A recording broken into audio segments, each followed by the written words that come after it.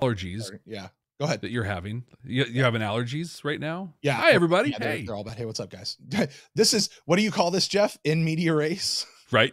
Well, because like over here, we're talking about like, I've got a throat. It's the time of year. I got a little throat thing going on. Yeah. Brent's got a nose thing. We thought it might be allergies. Over here, where I'm at, this time of year is great for allergies. Everything's dead. But in springtime, oof. No, this is, I mean, pollen's starting to drop over here and everything like that. And I was just telling Jeff, guys, I'm going to apologize to everybody out there today. Something is in the air, and my nose, like, have you ever had that thing where it just constantly feels like something is in your nose? And it's not like stuff that's supposed to be in there, you know? So if you see me touching my face and whatever, I'm not picking my nose. I'm not eating it. I'm not, I'm really not trying. It's just that like, and I promise I'm the only one over here. I'm not going to be touching anybody, and I will wash my hands. And I have some hand sanitizer. You're catching us both in peak performance mode. Yeah. So I'm just warning you guys, if you see it, it's just but I can breathe. So I can't believe that it's just, I don't know. It's different coasts, but such different worlds. Well, I think ours has more to do with latitudinal differences than longitudinal differences. So makes sense. Well, hey, let's talk about Babylon 5. I love Babylon 5. Guys, we are here to talk about Babylon 5. Jeff and I are recording an audio podcast on season 4, episode 17? Something like that. Yeah, wow. Jeff, we're so late in the season. Oh. You know what, though? Like, this is the 17th episode. It feels like we're still starting the 4th season. It does. You know what I mean? Like, yeah. I was putting my notes together for this, and literally, like, so I have folders, and I say, B5, 417, the face of the enemy. And I'm just like, 17? When did that happen? Right. This feels like we've been in the middle of like 3 different seasons all in this one. Yeah. You know what I mean? I think about Cartagia being like, that was like a year ago. Yeah, that feels so long ago. Like, I don't even. It was 10 weeks right now. It was like 10 weeks. Yeah, that's crazy. Like, I remember him. He just doesn't feel connected to what we're doing right now. Yeah. So, give me one sec.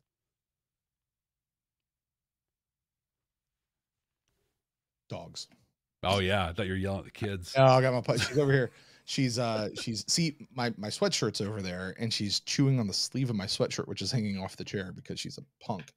Anyway, you guys are about to watch Jeff and I record this podcast. It's for the audio folks out there. What you guys get is the unfiltered, unedited, behind the scenes video of how we record a podcast, which means you get all the outtakes, you get all the stuff that goes wrong, you get all the unfortunate interruptions that sometimes happens, you get the mess ups, the mistakes, and all the parts of the conversation that my good friend Jeff over there is going to edit out of the show later. Jeff, I'm good. If you're good, let's go, bub. Good is a word I would rarely use to describe myself, but let's start. You are valued, and you are needed. You will be Emperor. I think you're about to go where everyone has gone before. The year is 2024. The name of the podcast, Babylon 5, for the first time. Welcome to Babylon 5 for the first time, not a Star Trek podcast. My name is Jeff Akin, and I am the one who was. And I'm Brent Allen, and I am the one who will be. And we're watching Babylon 5 for the first time for you, the one who is. Yes, and those voices you heard at the end of the intro were our babies. Our little kids. Babies. But the voices you're hearing right now are those of 2 veteran Star Trek podcasters watching Babylon 5 for the first time, trying to find what we call Star Trek-like messages that are being done in a uniquely Babylon 5 way. And this is a Babylon 5 podcast, not a Star Trek podcast. And so to keep those references to the appropriate minimum, we play the rule of 3. That means each one of us gets up to and no more than 3 references to Star Trek per episode. That's it. 3. 1, 2, 3. No substitutions, exchanges, or refund.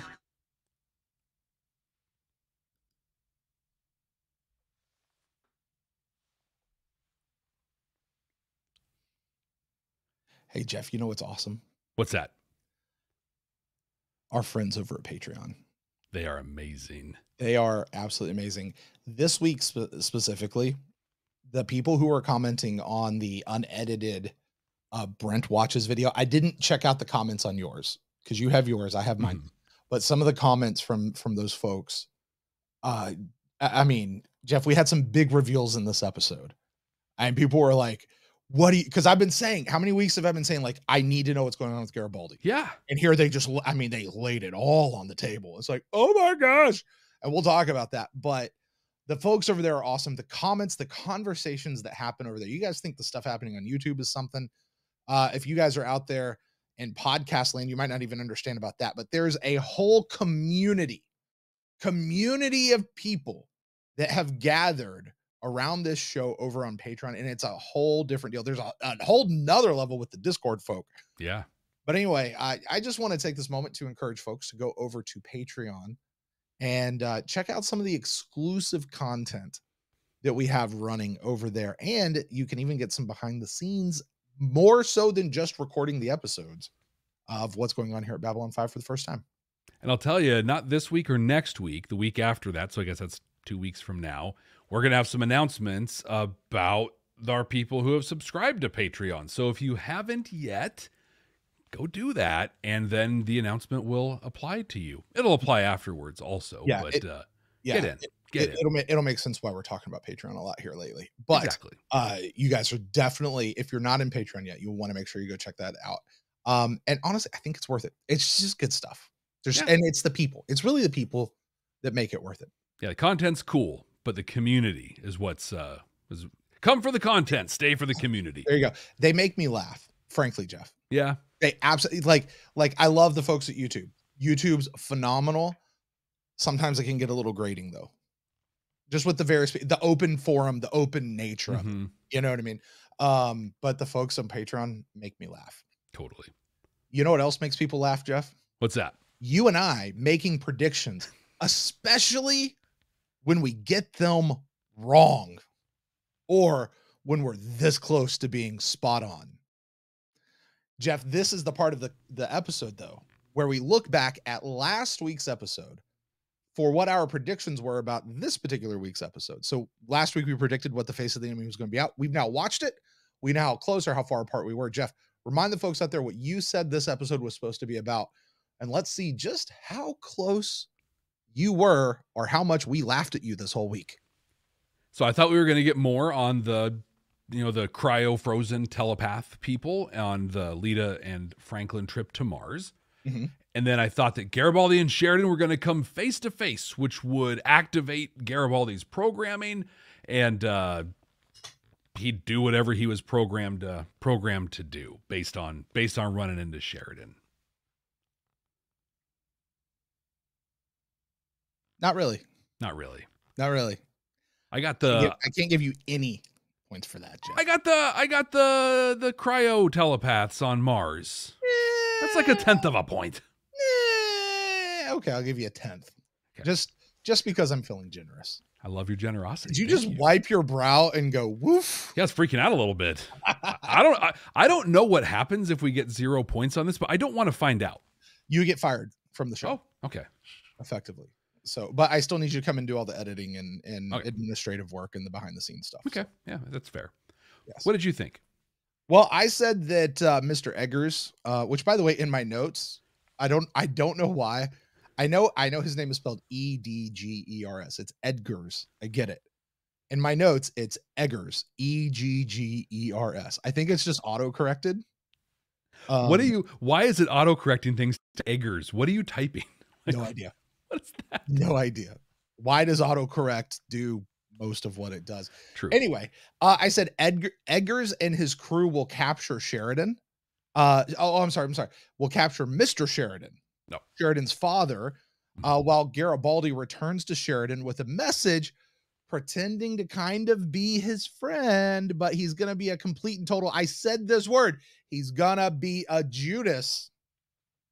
And Sheridan is going to jeopardize the mission by trying to go after his father, and that Sheridan was going to get captured, which will further put the mission at risk, but that's also going to serve to accelerate the advancement of the Liberation Fleet heading towards Mars and move that plot along. You nailed it. Babinga binga bingo. I think so. I think that's about as good as you can get. Is that the crown I'm seeing? Yeah, it's got a little dust. It's been I haven't polished it lately, but it's still there. It's back where it belongs. Mm-hmm. Yeah. Mm-hmm. Well, Jeff, for those of the folks out there who are kind of going, you know what? I don't know that I remember what this episode was really all about. Why don't you take a few moments and remind everybody exactly what happened in this week's episode, Face of the Enemy. The Liberation Fleet's continuing its sweep across the colonies. In hard-fought battles, Sheridan learns that ships are refusing to surrender because they've been told that prisoners are executed and replaced with Minbari crews. Luckily, our old pal Mackie is around to lay that rumor to rest. After he vouches for them, more and more Earth vessels join the cause, including the Agamemnon. Sheridan's old ship and crew have been chasing him down to join forces with him. I'm sure there's nothing fishy going on here at all. While on the Agamemnon, Garibaldi, he calls Sheridan. You see, they captured his dad, and now Garibaldi is setting the trap. Come to Mars and, hey, old buddy, it's cool. We'll save your dad. We'll do it together. Again, nothing fishy going on here. Nothing at all. On Mars, Lita and Franklin show up with all the popsicle teeps. Answers that question from last week, right? Are they going to come together or with all the telepaths? We see number one stay true to her word as she rips Franklin up and down for bringing Lita with him. This apparently really is how she treats all her former lovers. She tells him that Psycor has unleashed the Bloodhound Gang, and the roof is on fire. These Bloodhound units take anyone suspected of being a part of the resistance and scan them so hard, their brains tend to blow up, even just a little bit. And Lita then shares with Franklin this isn't new for Psycor. This one time, at band camp, when she was interning as a Psycop, someone was killing telepaths and they went all Bloodhound on the person, leaving them in a room in an institution with constant, wide-awake nightmares. Huh. Who would have ever guessed that Psycor could do sketchy stuff like this? Well, William Edgars sure has. After Garibaldi kidnaps Sheridan at a bar on Mars, Edgars tells him the whole story. You can listen to my comments from last week's episode on this, but basically, just like I said, he's created both the virus and the cure, and he's going to use it to control Psycor. Why roll with evolution when you can cheat your way around it? After he learns all this, Garibaldi takes a novelty, joke-sized molar out of his mouth and pops a transmitter out of it. After Lise tells him that she heard and knows everything, she takes off, and Bester meets with him on a train, alone. And he spills all the beans. Totally explains how and why he programmed Garibaldi. He knew there was some threat out there to telepaths, and he wanted Garibaldi to get to the bottom of it. He sure did. After playing at how to leave him, dead, brain dead, or recovered, Bester lets him go free, releasing the evil personality and letting the real Garibaldi out. The Garibaldi that's been watching all of this happen, powerless to stop it. He heads back to the Edgars estate to find him and the Rammstein guy, Wade, murdered. The virus and the crew are all gone, and there's no sign of Lise. Sheridan's been given to Clark by Edgars, and ISN is quick to report that the civil unrest is over. Clark declares a day of celebration and rest as poor Captain Sheridan is well treated at a facility. Now, I don't know about you, but getting punched and kicked in the face while shackled and lying on the floor doesn't really match up with my vision of being treated well, but I mean, hey, maybe they do things differently in the future. Garibaldi reaches out to Ivanova, but she refuses the call. ISN is reporting that he's the one that brought Sheridan in. She tells Marcus not to answer his calls, and if he steps foot on Babylon 5, he's to be shot dead on arrival. Brent, what did you think of the telepath problem and everything that happened in the Face of the Enemy? Okay, I just have to ask. You just paused there when you were saying telepath problem? Did you mean to pause there on purpose? Was there something you were trying to say? Just that there might have been something behind what I was saying there that Edgars might have been saying, maybe. Gotcha. Yeah. Gotcha. What did I think? This was an interesting episode. It's a good word. Very interesting. It still didn't have its own beginning, middle, and end, but we did get an end to the Garibaldi brainwashing storyline. And I very much appreciated that entire scene. It was exactly what I needed to know about what happened. I buy every single bit of it. It makes all the sense in the world. I appreciated the fact that they were able to go back all the way to when Garibaldi got captured, actually even a little bit before then, and explained what happened to him, how he was intercepted by Bester.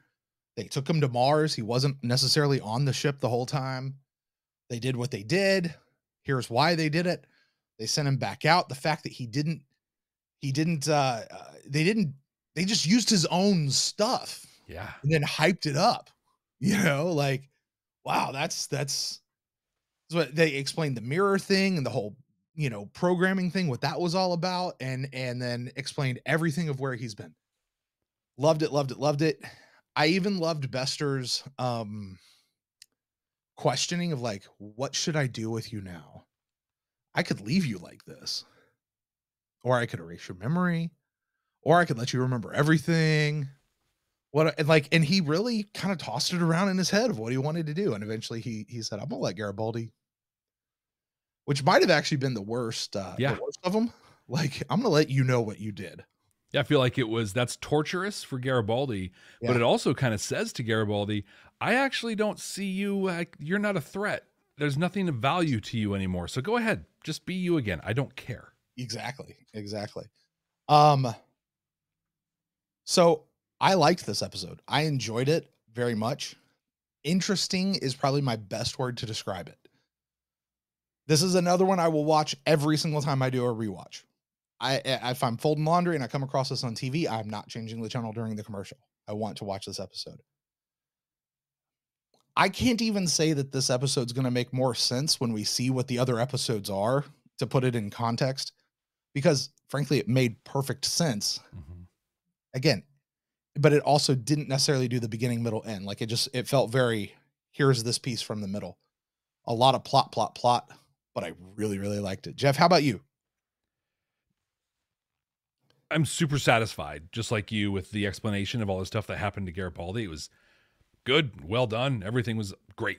Aside from that, nothing was a huge surprise in this, and to be really clear, we've talked about this before. That's not a slight on the episode. If anything, it really holds up the high caliber of writing. But I think what I did feel in this one is it happened so fast. I feel like we missed an episode or something, not in the content that was there, but in the pacing and how quickly, like, we literally went from, hey, you know what? I think we should go after his dad, to, oh, hey, we have Sheridan.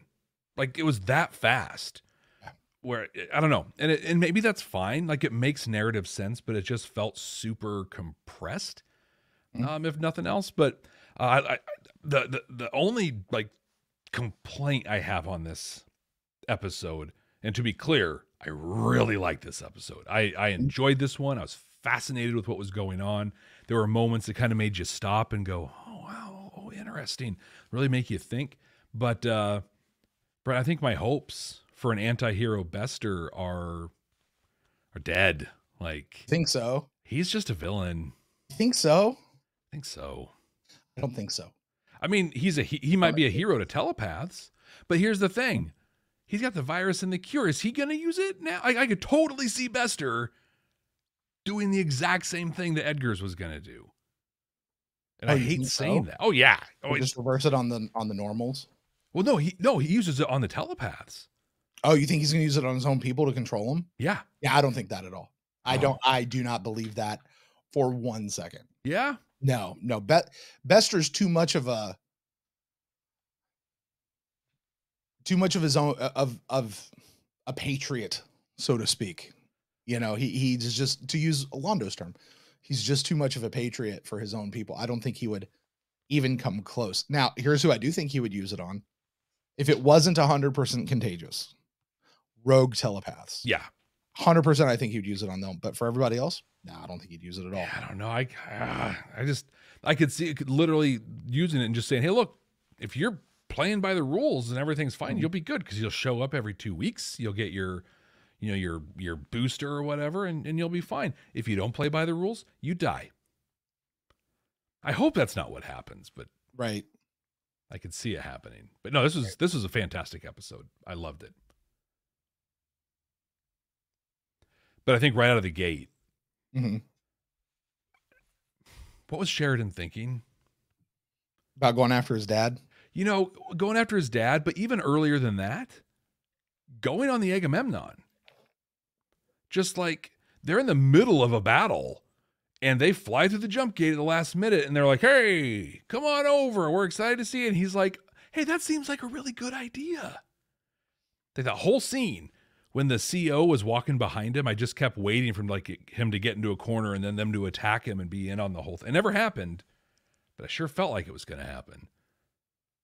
As soon as I saw the Agamemnon and he's like, I'm going over there. I was like, nope. Yeah. Don't do it, dude. Nope. Not a good idea. Not a good idea. Danger, danger, danger, Will Robinson. Yeah. We've been trying to catch up to you, Captain. Yeah, sure you have. We have special gear that we've upgraded specifically to find you and track you. Yeah, because we're all still your guys. Hey, how long has it been since Sheridan's been in command of the Agamemnon? 3 years. Okay, how many of the crew then are still the same and haven't been switched out due to crew rotation? Right, yeah. It's so few. Like it's got to be a whole new group. Maybe some of the command staff. You know, which I guess is probably who you're really thinking about, I guess, when you're captain, right? I don't know, Jeff. You were on a ship. You know that better than I do. There were 126 of us on it. It was a submarine. It's very different. We knew each other by our first names. Everybody did. Like it was submarine's a very different culture.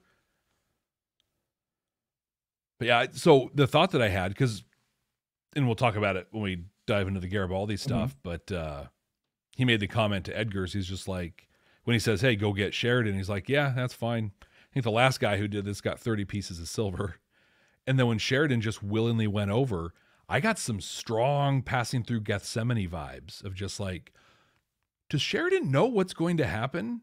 And these are necessary steps that he has to go through, even though he doesn't want to. Sheridan sure seems to know something is coming. He understands something on a different level, like this whole thing with the what do you call them? The popsicle telepaths? Popsicle teeps. Popsicle teeps. Where he Teepsicles. I still have no idea what he's doing with those things. And why he is so adamant and really pressing to get those guys up and running. I haven't fathomed that one yet. But you're right. He certainly seems to be operating in a little bit of a different headspace than everybody else. Yeah. Well, you mentioned Garibaldi and calling himself Judas. Let's track Garibaldi's story through this, if you don't mind.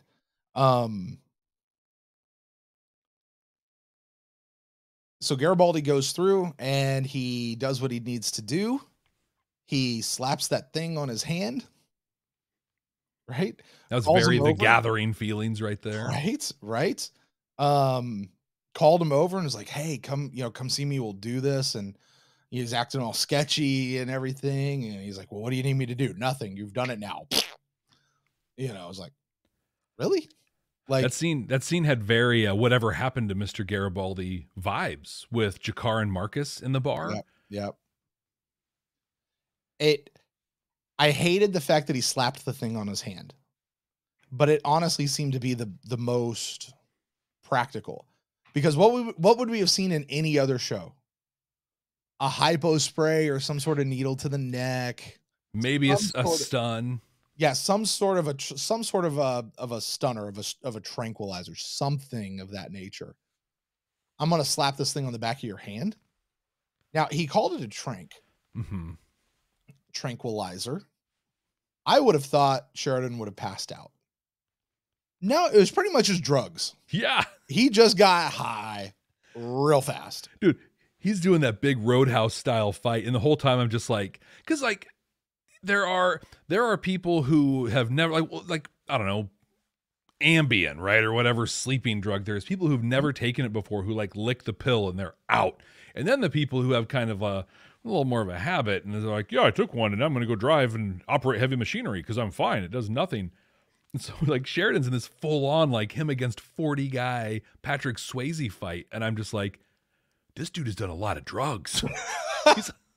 So I wrote that down. I was like, Sheridan, for being all tranked out and being 1-on-4, he's holding his own pretty dang well. Even though he's getting his butt beat, he's still getting in some really good licks of his own. Although, Jeff, I have to tell you, all right, just for Brent's own history, I have never been much of a drinker. I have smoked pot one time in my life. Oh, wow. Once. Like that is the limit of the drug use for Brent. Are you running for office here? Is this what's going on? No, I'm not. But because I want to comment on what you said about how many drugs Sheridan has done in the course of his life. Although I would 100% believe Sheridan has done a lot more than what I have over the course of his life as a character, not even necessarily Bruce Boxleitner. Although I guess Bruce, I don't know. Anyway, well, he hung out with the Dalai Lama, right? Like he's done some stuff. Oh, sure. So, sure. Yeah. Jeff, have you ever had to have any sort of, let's just say a medical procedure where you're awake for the procedure, but they give you some sort of a medicine and they say, you're not even going to remember this at the, this is going to chill you out. We'll do the procedure. You'll be awake, but you're not even going to remember it. Yep. Yeah. People of my age have to do that every couple of years. So, yeah. I'm not quite there yet, but I've had a different procedure where they did that to me. That medicine doesn't work for me. Really? I had that thing. It chilled me out for a moment, but this was when they were putting a camera down my throat. As soon as they stuck that thing down my throat, dude, I felt like I had a snake this big around going down my gullet, and I started fighting. And it was lucky the nurse that they had was a big old dude, and he was holding me down. It was good because I was, and they go in and they did what they need to do and came out real good. But I remember every single second of that, to the point where I now have to tell people when I go in, that stuff doesn't work on me, or give me something else, or just knock me out. Yeah. Wow. I can be knocked out. I can go under anesthesia. That's cool. But so I just say that to say, maybe Sheridan hasn't done a lot of drugs. Maybe he's just a little naturally resistant to it. Yeah. Maybe he's got some neurodiversity where those things that impact your brain chemistry kind of flip things around a little bit. And he's like, oh, this is supposed to knock you out. And he's like, no, this actually acts like PCP. Like, let me go lift up some cars. I got this. Because I don't know who was standing in the booth and all of a sudden flipped on the strobe light while a fight was going on in the bar. And nobody did a thing about it besides, hey, let's watch this fight in a strobe light. Let's go. Well, this makes you wonder how many times fights break out there where like they literally have a process. They're just like, oh, fight, smoke machine, and strobe. Right. And band, keep playing. Yep. Keep playing. By the way, speaking of the band, I don't know what the heck kind of music that was that they were playing when he was walking in, but that was infinitely better than whatever that crap was that girl was singing in the Walkabout episode. Right. Yeah. In the jazz bar or whatever. Infinitely better. I was kind of into that song too. Were you really? I really was. I wanted to go back and rewatch it and kind of like, I wanted to hear the words and see if it matched up with what Sheridan was going through. I never did though. Hey, if you guys out there are listening, comment and let us know if that goes back. Because I promise I'm not probably going to go back and watch that in this moment. We're moving on to the next episode after this. So Sheridan gets captured. Yeah, I liked the strobe light scene. Like I liked the artistry of it, and like how they kind of cut those still pictures in. And it was also a really great filming technique for, like, there was a point where big wide shot, it was wet and there's the smoke and the whatever, wide shot of a guy just like Sheridan's on all fours and the guy kicks him, shin up into his face and he went where like clearly he was 2 or 3 feet away from Bruce Boxleitner when they filmed it, but with the strobe and the light totally worked. Like it was just, I love that scene. There was one punch that Bruce threw on one of those guys. he clearly was like a foot in front of his face when he was going across him, but it looked so good. Yeah, just that chuck of the strobe. Yeah, the dude responded fantastic.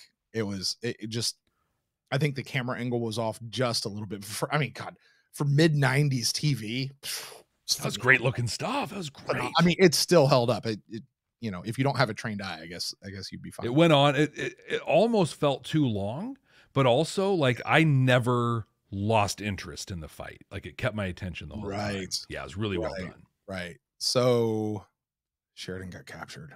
Yeah. He had to. Like they were telegraphing every bit. As soon as they got his dad, yes, of course Sheridan's getting captured. And of course it's going to be Garibaldi. Let's bring this back to Garibaldi. He does what he does. He goes back to Edgars and gets the full story. We see the really weird handprint reader device, which, okay, fine. But you know what I liked about it though? When dude went up and used it, he actually because they're like little yellow finger point on there, and his fingers actually went on them. Like the actor actually used the tech. It wasn't it's like instead of a palm scan, it was he had to scan all 5 fingerprints at the same time or something. Yeah. Like that. Yeah.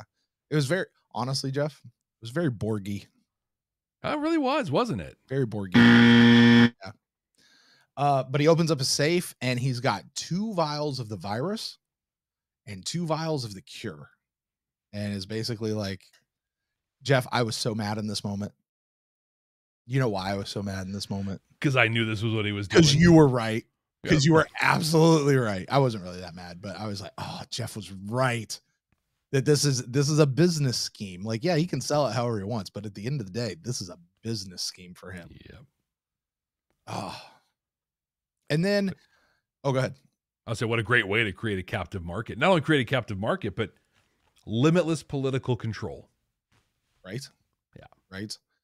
And then Wade is sitting there on the couch. And he says, I don't know the exact line, but I don't know if you caught this at all, but he said, Homo sapien versus Homo superior, talking about the telepaths. And I sat there and I went, Homo superior. Isn't that the term that's used in X-Men to describe the mutants? It sure is. Didn't JMS write a bunch of comic books? Did he ever write X-Men? I don't know if he did or not, but still. I don't think he ever did any Marvel work. Did he ever write Marvel? I don't think so. No, he didn't do Spider-Man. Are you sure he didn't do Spider-Man? I think he might have done some. People are literally heads blowing up right now. We're getting so many comments right now. So many. He wrote. Cool. Hey, you know what? We tell you so often. Don't tell us whatever. Please. I would love a list of stuff that he's written. Yeah. Oh, it'd be great. I know that he was on She-Ra. I know he did stuff there. We've talked about that before. He and Larry DiTillio. Great. But yeah. But I know he wrote comic books, which just means he's read comic books, which just means he should be familiar with that phrase. I don't know that X-Men owns the term Homo superior, but I love that phrase. I love that they used it because it was just, the shout out to the phrase X-Men to describe mutants. And then, but it was a lot of the X-Men storyline or the X-Men film storyline. I hesitate to call those films. X-Men movies, the storyline there of like, hey, they're mutants and we have to protect ourselves against these mutants. And that was a part of the comics as well. But it was really that storyline where they're like, well, yeah, we're not going to make more mutants to fight the mutants. We're going to kill the mutants. Here's the thing. I got to be honest. The majority of my knowledge of X-Men is not from the comics. And it's not from the movies. You know what it's from? It's from the mid-90s X-Men, the animated series. That's a great series. I own that series. It is, but there has been no X-Men series since then that I think is anywhere near as good as that one. And it was phenomenal. But that was the storyline that they really tracked through most of it. So in my head, that really is the X-Men's, like, that's the majority of their story is. It's a lot of the classic X-Men. In fact, for like in the 80s and 90s, they had a run of comic books called Classic X-Men, which were the old ones. But like that animated series was Wolverine with the blue, not Wolverine with the brown. And if you're a Wolverine person, you're tracking with me. And yeah, that was a lot of it was just like, hey, we're doing all these great things to save humanity, but humanity hates us. That's how Bester feels, right? We're doing all these things to save humanity. Humanity is my business. Humanity is my business. Oh, but he clearly, I think Bester fully understands the idea that evolution is happening and that telepaths are the next piece of that, or a step along that next route. I would buy that if telepathy, the psychic abilities or whatever we're going to call it, wasn't introduced by the Vorlons. Like it's literal genetic engineering. It's not natural evolution. Was it? Yeah, the Vorlons gave the humans telepathy. They seeded that so that they'd be able to fight the shadows. Because remember how important it was to have telepaths to fight the shadows, Brent. I mean, that was a key part of the victory that they oh wait, they didn't use them at all. Never mind. But they did. The Vorlons seeded telepathy into humanity.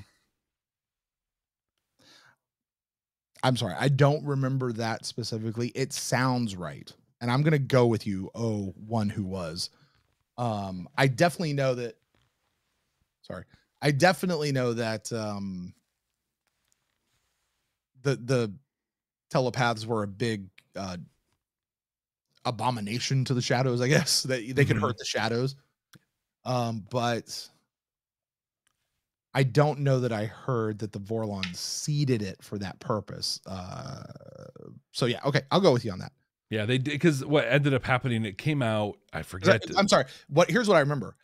All the races had telepathy as a part of their deal, and they just went and wiped it out in the Narn.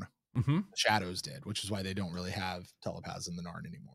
Yeah, so they eliminated that from the Narn. They added it to the humans. The Vorlons. So the shadows eliminated it from the Narns. The Vorlons added it to the humans. Did the Vorlons seed it to everybody or just to the humans? That was the question. I think we had a little bit of that conversation when it came up. It was like, was that just a human thing, or was it something they did for everyone? It's just like we reached that point of development. That's where I sit back and I say, that feels like something. I just don't remember the specifics of it. That's all. Well, I think the fact that that whole telepath being the superpower against shadows dying and being absolutely nothing probably explains why it doesn't resonate directly for you. That's fair. So yeah, Edgars has his whole big plan. And then he says, he's something you did earlier. Edgars pauses while he talks about the telepath problem.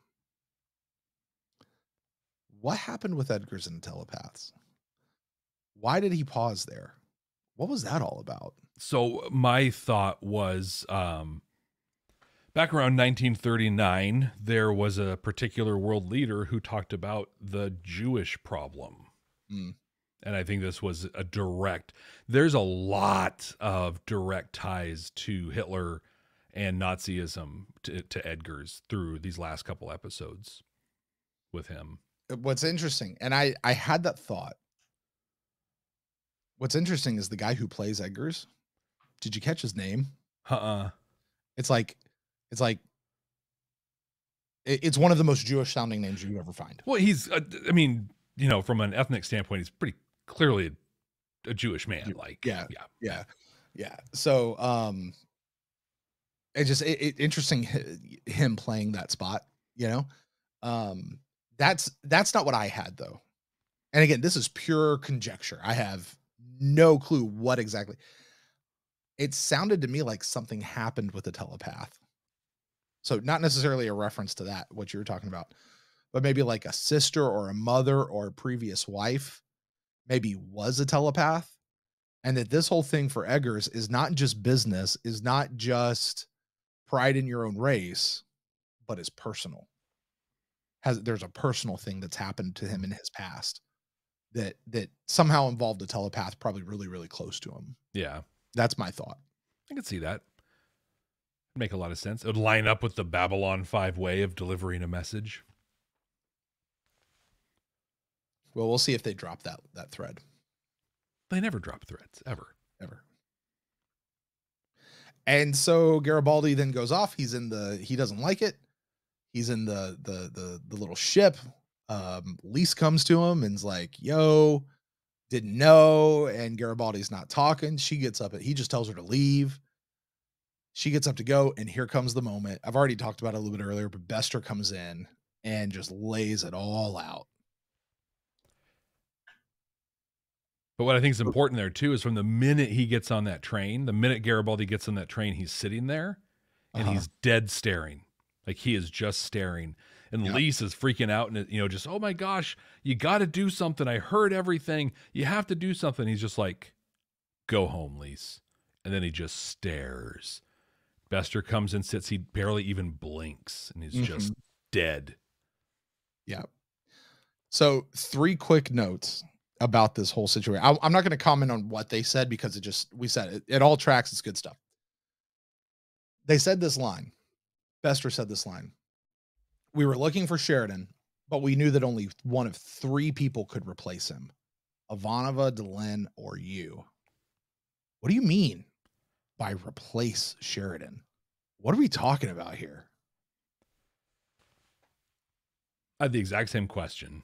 Right. And what I felt like, and if this is true, it really makes me question Bester's relationship with the shadows, like how much was going on there, because what we know of Sheridan is he's the one who will be. Right. Right. And so he needed to go do these things with the shadows, and on Zahadum, he needed to die. He needed to come back and do all this stuff. Does that mean then that Bester knows that Delenn could also be the one who will be, Ivanova could be the one who will be, and Garibaldi could be the one who? Exactly. That's what I got out of it. I mean, the only other thing I can think is if something happens to Sheridan that either Delenn, Ivanova, or Garibaldi could be in charge of the resistance. No. And the fleet, but that doesn't speak to why I'm going to get him to go in and embed himself with Edgars.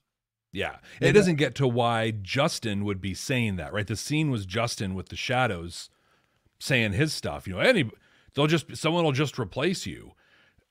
He doesn't care about the resistance, you know, against Earth Force. And it sounded like what they wanted to do was flip Garibaldi.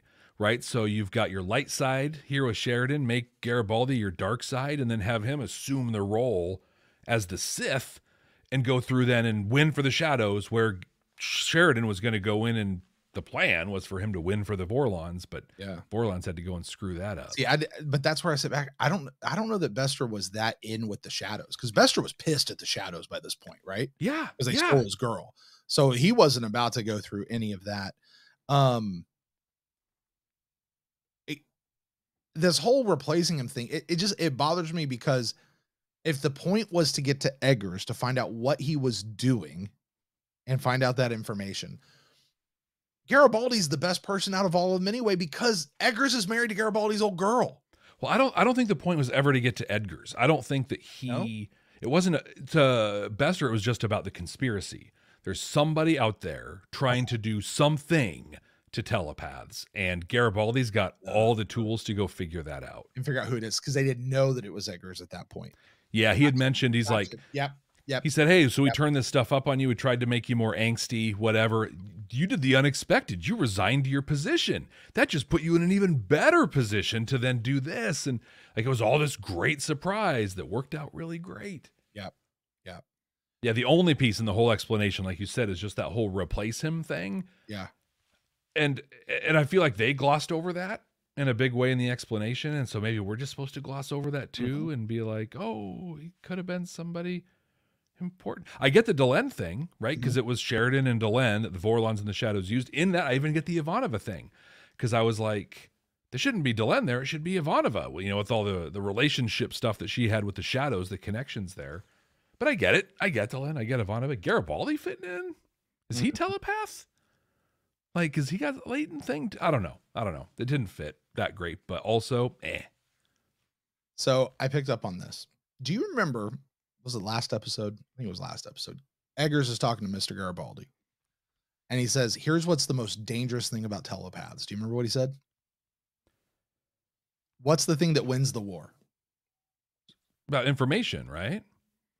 And they can get, the telepaths can get information. And they can pass it with no trace or anything.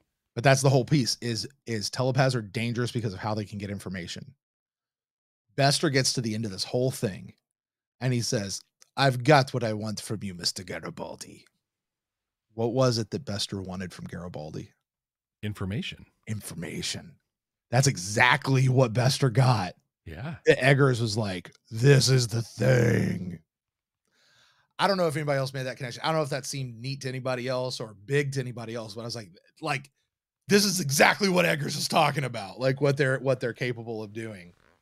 And the last note that I have on this whole piece with Garibaldi, he goes back, he finds Edgars is dead, Wade's dead, Lise, who knows where she is, place is torn up.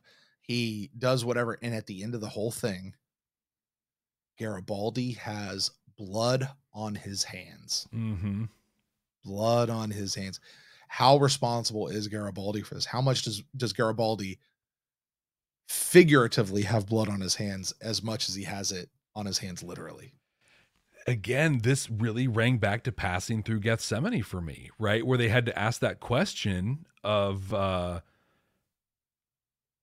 don't know, of Suitor. I can't remember what his name is. Brother Edward.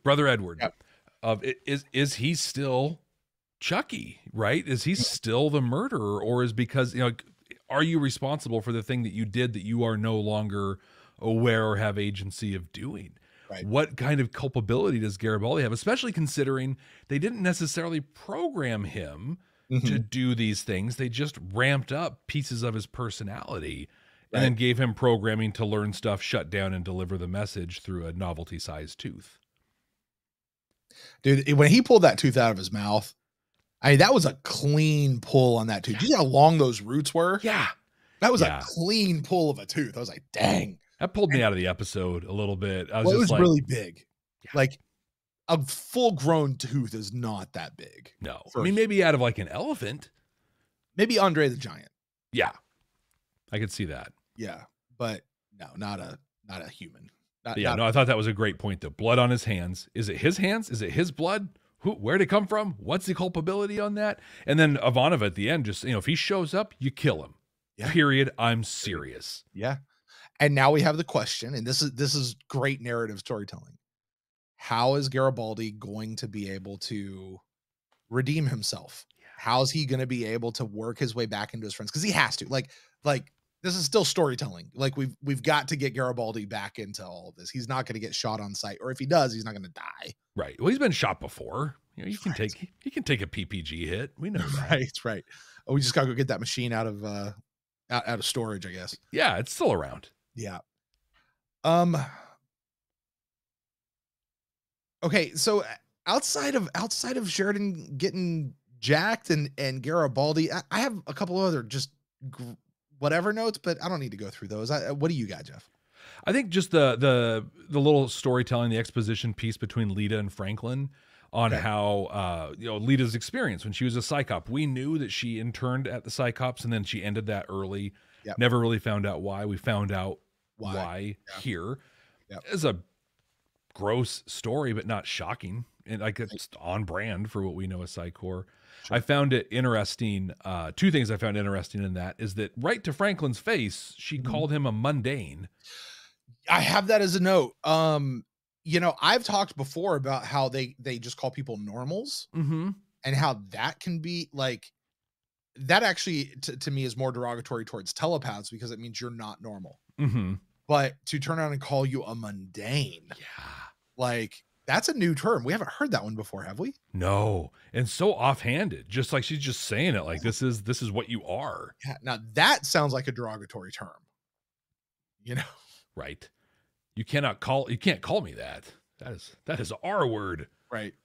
And then she called it. I think I think is going to be the future in Babylon 5 is that we're going to have the telepath war, right? The great telepath another war. Is that what you're telling me? There's another. We had the Narn Centauri war with the friggin' Vorlon shadows. Now we've got the Earth war.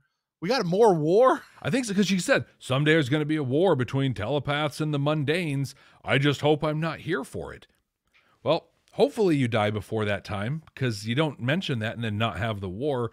And if you die afterwards, naturally Bester gets your body. So Maybe everybody will win. Maybe that'll be at the dawn of the fourth age of mankind. Yeah, as the telepath piece. One thing to shift over to Ivanova really quick. She said a thing that I thought was really cool when we find out Sheridan's captured, everything's fallen south, and Marcus is like, what are we going to do? She's like, we're going to keep going. Sheridan once told me the person is expendable, the job is not. Yeah. That's great. Yep. Love it.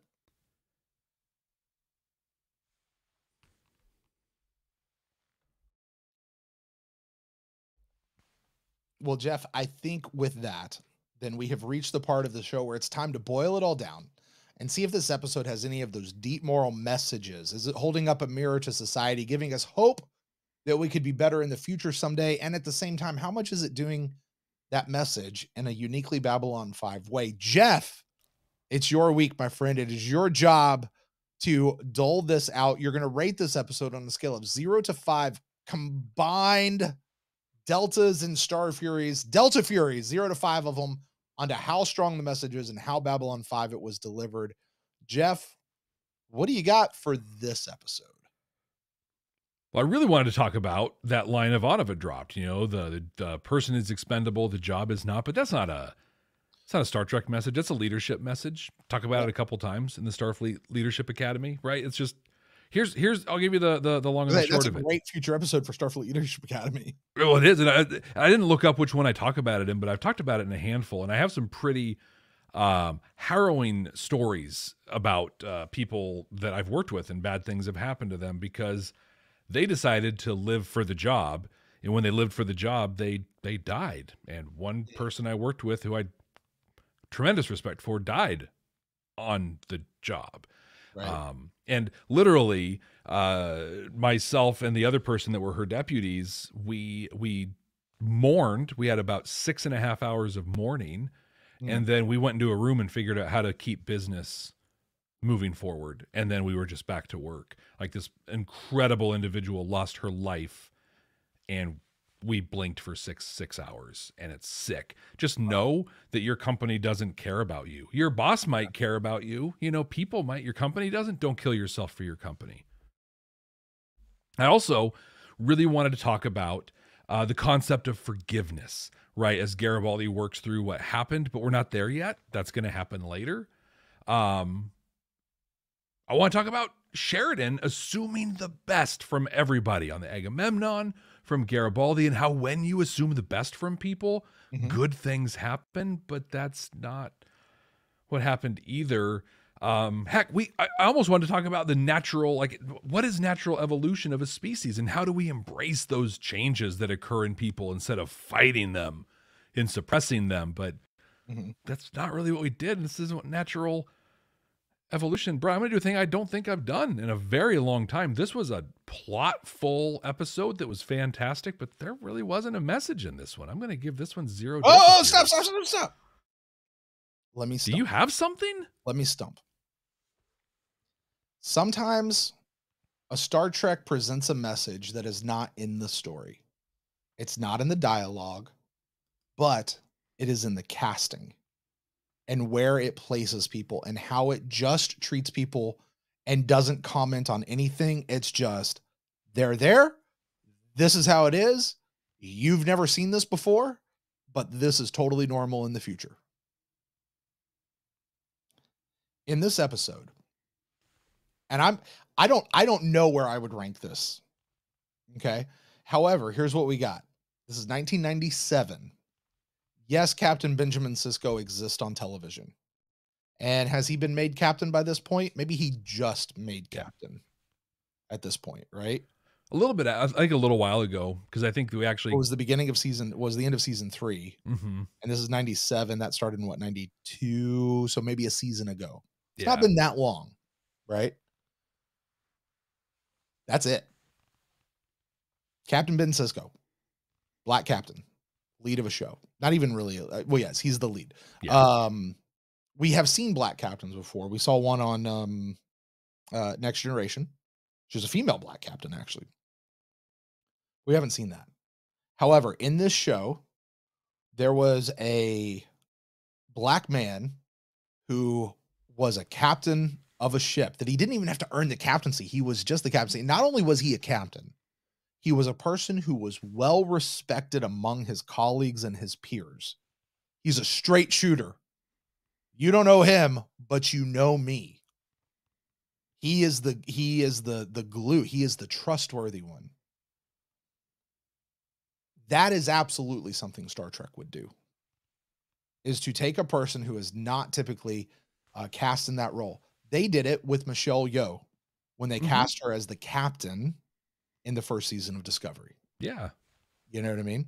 Well, they did it with Janeway in Voyager, putting a woman in charge. I mean, I was keenly aware of what was going on, and people lost their collective minds over that. See, I don't remember that, but I wasn't that in tune with the culture. Oh, it was ugly. It was ugly. That's the thing. Just it's really quick as a tangent on that. Yeah. We look back on that 80s, 90s Berman era Star Trek as like the golden age, and everything is measured against that. But when The Next Generation came out, I remember people losing their collective minds over a bald person being the captain. This is not my Star Trek, was the refrain. Yeah, the letter writing campaigns, people hated The Next Generation. When Deep Space Nine came out, they were furious there wasn't a ship. They were furious there was a black man who was the lead. I mean, just horrifying racist things people were saying. Voyager came out and they were like, a woman is captain and people, and it's like, these are Star Trek fans who are losing their minds. And so now, modern times, people are watching this newer Star Trek and people, well, what? I don't want my Star Trek to be woke. I don't want, dude look back and come on. I mean, but go back to Uhura on the original series. There's a black woman on the bridge in a not a command position, but in a position of responsibility as an officer. A real job. She's not cleaning. Yeah. Now she might have been a background character, honestly, but she was there, and that was important. You had Sulu there, an Asian man on the bridge. You had Spock, who technically, yes, definitely a white man, but so he was an alien on the bridge. Like just placing people in these spots. Even the first episode of Next Generation, when the dude comes around the corner, and it's awkward as hell, and they never did it again, until we saw Lower Decks. But the dude comes around and he's wearing a skirt, wearing the same kind of skirt that Deanna Troi would wear. You know what I mean? And you're like, that's weird. Except for in the future, it's not weird. We don't have those kinds of things that separate us, that, oh, this is strictly for men and this is strictly for women, you know?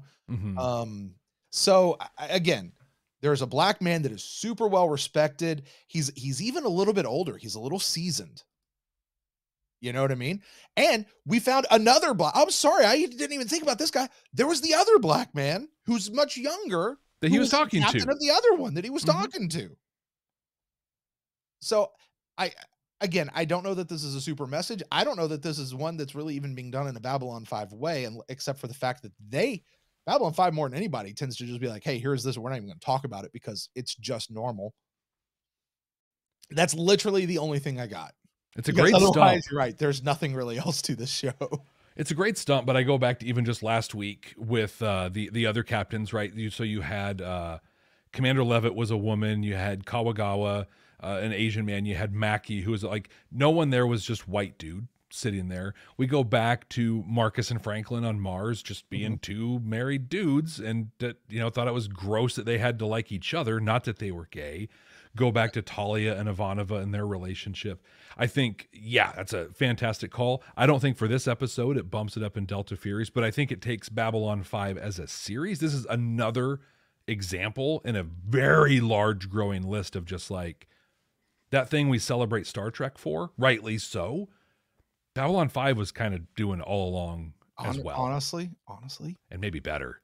Babylon 5 does it better. Yeah. They really do, because you know what, Babylon 5 didn't have?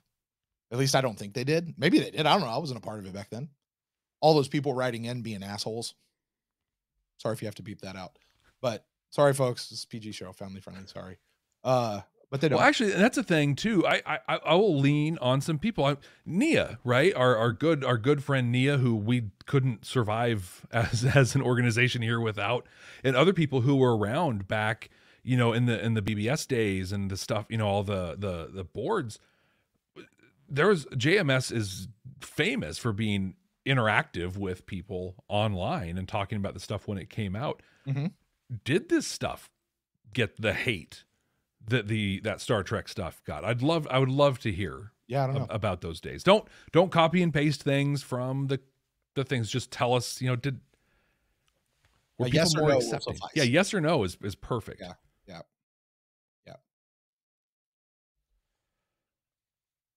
Well, on top of talking about how great Babylon 5 is in all of its ways, but specifically around representation and other important factors that it brings to the table, we're also developing the definitive list of episodes in the 4th season of Babylon 5. And Brent, you have to rank this one.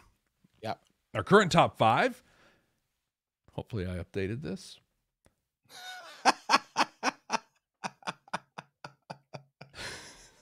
Our current top 5: Into the Fire, No Surrender, No Retreat, The Long Night, Atonement, and number 5, Whatever Happened to Mr. Garibaldi. Brent, where do you put the Face of the Enemy? Jeff, I like this. I like this episode. It's a good episode. You give me answers, I like it. And this episode specifically answered one very specific question. And it is now going to top that question. This tells us exactly what happened to Mr. Garibaldi. And this episode will take that episode spot in the top 5. I am putting this one at number 5 on the season. Good episode. Really good episode. Might be better, but I like the poeticness of it displacing whatever happened to Mr. Garibaldi. Yeah, I think it's really good. It's good poetic ranking. I like it. Well done. Well, that's it for Face of the Enemy. Next week, we're watching Intersections in Real Time for the first time. What? Intersections in Real Time. We clearly don't look ahead. Brent doesn't even look at the titles. He hears them right here when I drop them. We don't look at thumbnails or show descriptions or anything. And then we like to guess and predict what the next show is about. I kind of ramble on when I explain the game because I'm creating time and space for Brent to think about what his prediction is going to be. But he ends up going first on these. So Brent, why don't you tell us what you think Intersections in Real Time is going to be about? Well, Sheridan's captured, right? Mm-hmm. Okay, so he's going to meet, let's call him an examiner, an interrogator. And this examiner is going to have him in a room alone, and he's going to hang Sheridan up by his manacles. Will strip him naked, strip him of his name, refer to him as something less than human. He will proceed to torture him and will tell him that unless he says he sees 5 lights when in reality there are only 4, then he... Oh, wait. You can give me a past that point. But I think that's where we're going. This is Chain of Command Part 2 for Babylon 5. Sheridan getting tortured in a room. I have no idea what Intersections in Real Time has anything to do with that, but Sheridan got captured. Sheridan, I mean, it's Gold Madrid. Like, that's the only thing my mind can go to, except for I'm going to add to that, like, I guess the B plot of the episode. Garibaldi's going to try to continue to atone for what he's done. They literally just want to shoot him, so he's got to find a way to help without actually joining back with the team. And you know what the best way is to help? Go rescue Sheridan. And Garibaldi has to be the one to go rescue Sheridan. Jeff, this episode should be renamed, wait for it, The Redemption of Michael Garibaldi. We shall see. We shall see. I think there's going to actually be intersections in this one. Intersections in story. So Sheridan got captured. I think that Garibaldi is going to take the risk, and he's going to go to Babylon 5, and he's going to be able to talk Zach down to arrest him. And what we're going to get is basically an intersection, comparison of how does Earth Force treat their prisoners versus how does Babylon 5 and the Liberation Fleet treat theirs. Like, they're both going to be getting interrogated and questioned, and we're going to start seeing, like, are they the same? Are they really, like, when you boil it down, is it the whole, like, revolutionaries who topple a government just to put another dictator in place and repeat the whole thing, and they're going to use filthy, dirty tactics? Or are we going to see a more humane version to what I'm assuming Earth Force is just going to be, you know, the worst in every way that Sheridan's treated? And I think for the B plot in this one, as those two occupy the A story, Lanier is going to be going super third Fane of Chidomo ninja style, trying to figure out the plan to break Sheridan out of wherever he is. And we'll find out right here next week. Thank you all so much for joining us. Don't forget to subscribe wherever you're watching or listening. Leave us a rating and a review. And please click that share button and share this show with someone who is ready to fall in love with Babylon 5 again or for the first time. So, Brent, until next time. Hey, Jeff. Yeah, what's up? Question. Okay. If you were a mutant, like an X-Man, what would your mutant power be? Dude, I spend an embarrassing amount of like brain power thinking about this. My superpower would be the ability to eat whatever I wanted without getting full and without getting fat. Why, do you ask? Just, there was literally nothing funny about this episode for me to finish this with. And this was the only fun thing that I could come up with to end the episode. That's why. Dude, like, that's literally your only job. Is this joke. Dude, in Valen's name. In Valen's name. I mean, we're not some deep space franchise. This station is about something. What's funny is I actually came up with that joke. I know. I seriously thought you were about to go in Valen's bleeping name. I was like, whoa. Dude, just because you said a-hole, like you blasted the door off. Like right? Now wheels are off. What's up, Club 65? What mutant power would you want? Well, you know, I'm kind of an old standby guy. Flight is always the one. Although Nightwalker's teleportation, or Nightcrawler's teleportation deal is good. But let's hear it. Spider-Man was never an X-Men, was he? Like they had a couple crossovers, but he was never an X-Men. He came closest to the Avengers, I'd say. You know who my favorite X-Men was, though? I never liked his attitude, but he was always my favorite, was Cyclops. Really? I always liked Cyclops. Yeah, like whenever I was playing X-Men with my friends, I wanted the vision, I'm gonna shoot you with my eyeballs. And you know, my superhero power move. Sorry, this is just for Club 65. My superhero power move was to do this. That's all I had to do. I just felt like he was one of the easiest X-Men to not like. Oh yeah, because he was a bit of a pomp. I mean, he was Leo from the Ninja Turtles. He's a bit of a pompous ass. Like, yeah, you know, but you know, he had the girl too. When I was a kid, I always thought it'd be cool to have that superpower of flight, but try and keep it a secret.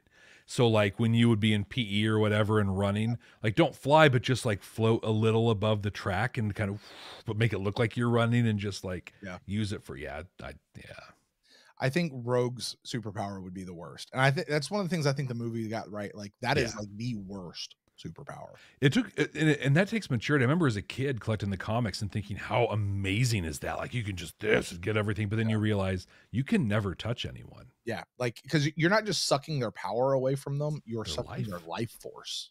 Yeah, and that's you know, the like Rogue got her ability to fly because I think in the comics she touched Miss Marvel. Yep. You know. And she got it was Miss Marvel. Yeah. I'm pretty sure it was Miss Marvel. Yeah, it wasn't Jean. But she got a few other things because of what she did. So, by the way, why hasn't they have tried this 3 times now? Is it 3 or 2? I feel like it's 3. It's at least 2.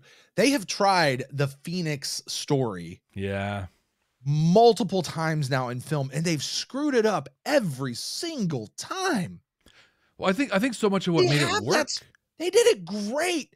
And the X-Men deal, and it was a 5-episode thing. Do you know how long 5 episodes takes in film time? Right? They're 22 minutes each. Yeah, it's like 2 That's hours. a movie. Yeah. Do that story. They did a great job with it in the animated thing. They did an incredible job in the comics. But I think what made it work in the comics was it happened in small, like it wasn't a story arc. Like it happened in other story. Like it was just this continuous, it was hyper serialization, in a thing. And like when it came to pass, it's just, it was so big. Yeah. So here's where I want movies to go next. All right. The big thing right now has been shared universes. Mm-hmm. We're going to do this big overarching story, MCU. The fact that they pulled James Gunn over to try to redo the Snyderverse and do all that, I think that's a mistake. You're just trying to do what somebody else is already doing. Yeah. Hey, this is what I say all the time. Look what's out there, find out what's not happening, and do that. Like fill that need. Here's what I really wish they'd start doing with superhero movies. Find a story thread within a comic book. Let's take the Phoenix Saga. Okay. Could you take the Phoenix Saga and spread that over 3 films? Sure you can. And Absolutely. Probably tell a really good story over 3 films. Yeah. Right? Cast that, make them all new people. Build whatever set you want to build for it. Do whatever you got to do for it. You know what I don't need? I don't need an origin story of any of the characters. Just drop right in.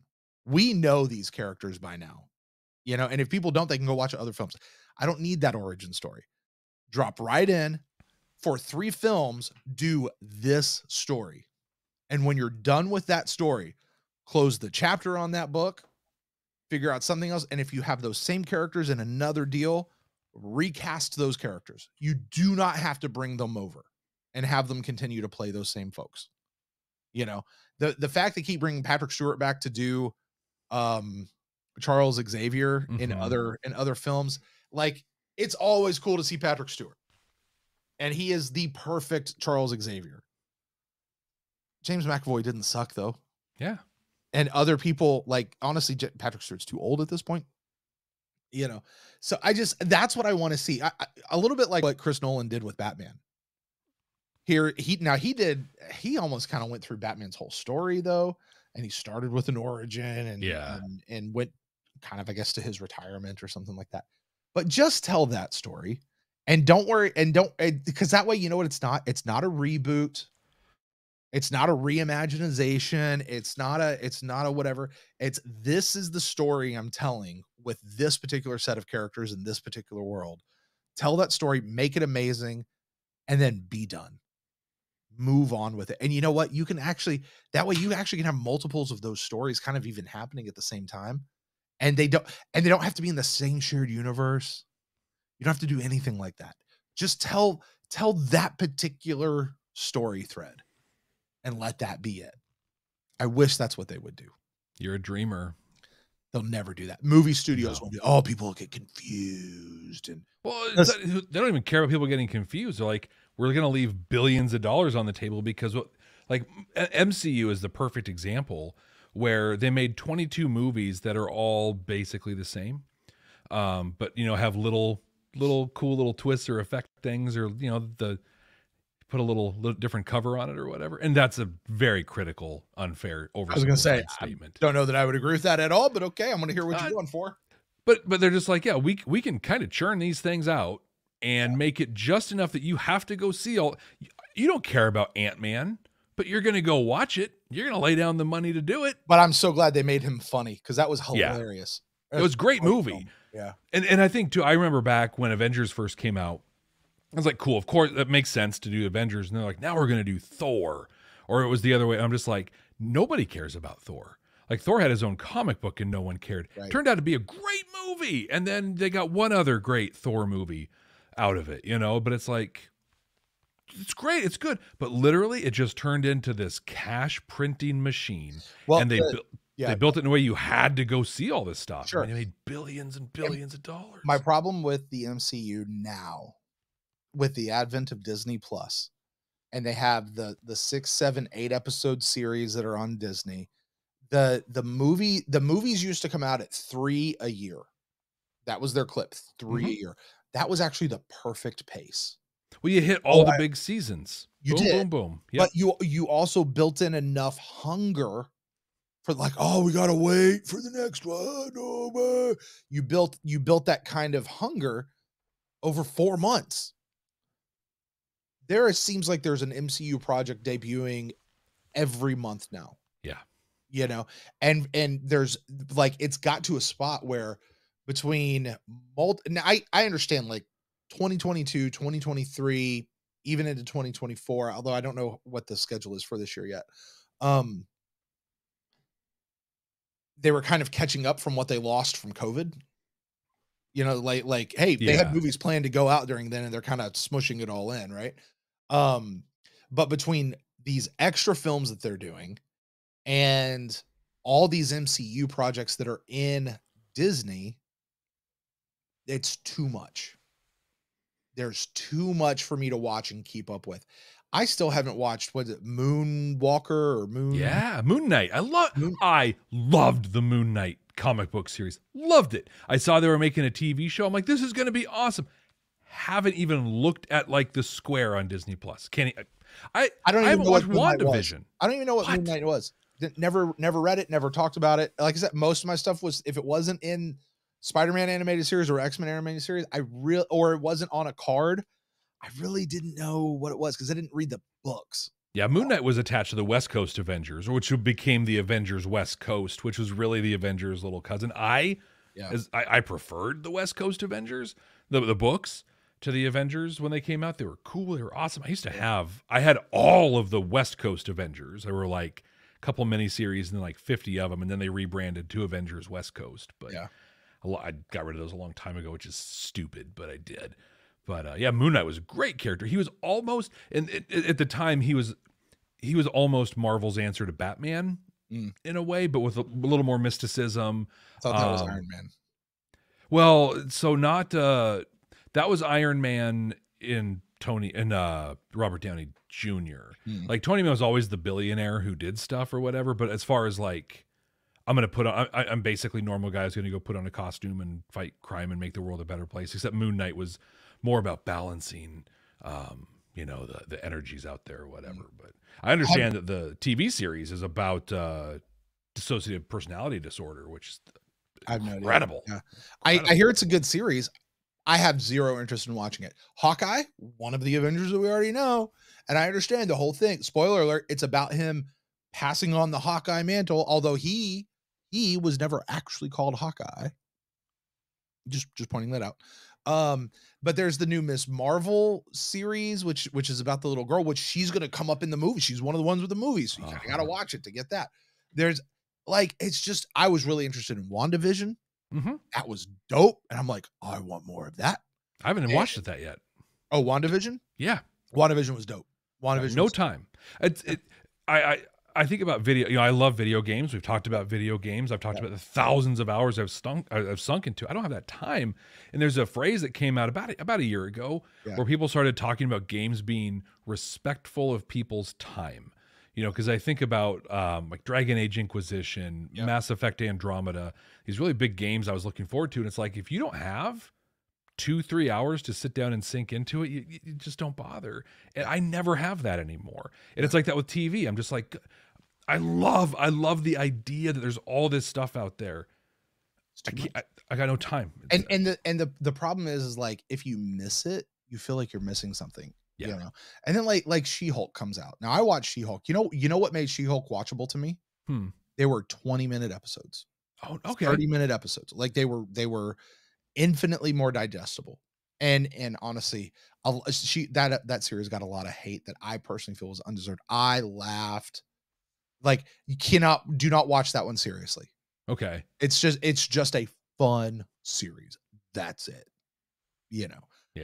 So anyway, that's Anyway, that's our Club 65 stuff, guys.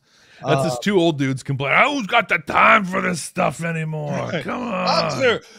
I just want a movie so I could go sit and eat my popcorn. And back in my day, you had one cartoon. It's played on Saturday mornings. I've got to go home and take my Metamucil and go to bed. I've Metamucil in the not that it's close to home. Okay. Hey, I'll tell you something. I told you I had a couple notes that I didn't bring up in the thing. Oh, okay. Let me run through them real quick. Let's get back to some Babylon 5. This is Club 65, man. We do whatever here. At the beginning, where Sheridan, like they're doing the attack thing, and Marcus is over there telling him what's going on, and Sheridan's like, "Why isn't he doing this? He should be doing that. Why won't he surrender?" It was the most Jim Kirk thing I've ever seen out of John Sheridan. Yeah, I was like, "Oh my gosh, this is."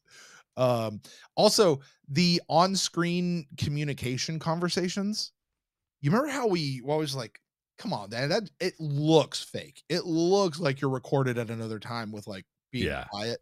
Apparently they didn't record it that way. They were literally just like around the corner on the set and they could hear each other. Yeah. In real life.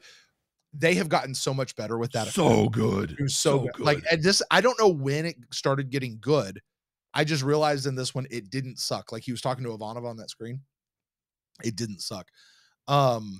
Also, when Sheridan's like, "Hey, we love everybody else being out here, but the commander, the captain of the ship has to be a human because we're going against humans." It shouldn't be that way, but it makes 1,000% sense why that had to be. Yeah, the second a ship shows up with a Minbari or a Drazi or a whatever there, it's like, oh, there it is. There's proof. Yeah. Okay, last thing I had. He said this. Transfer navigation to such and such a beacon. Have we heard them using beacons before? I don't, because apparently so. Like this is how you set a course. I imagine. Hey, aim for that beacon over there, and the computer will just take us there, or something like that. Is that? If it was I don't remember the when that happened. Was it a jump gate thing? Because I've heard them talk about that, like the hyperspace beacons. That's a thing. Maybe. Oh, you're right. They did have hyperspace beacons. Yeah. Maybe that's what it was. So, all right. Anyway, we got to get out of here, Jeff. It's been fun hanging out with you guys here in Club 65. The episode ended like 15 minutes ago. This is a good Club 65, Jeff. It's a good one. Yeah. Drop 65 down in the comments so you know you guys are here. Talk to you guys later. See ya.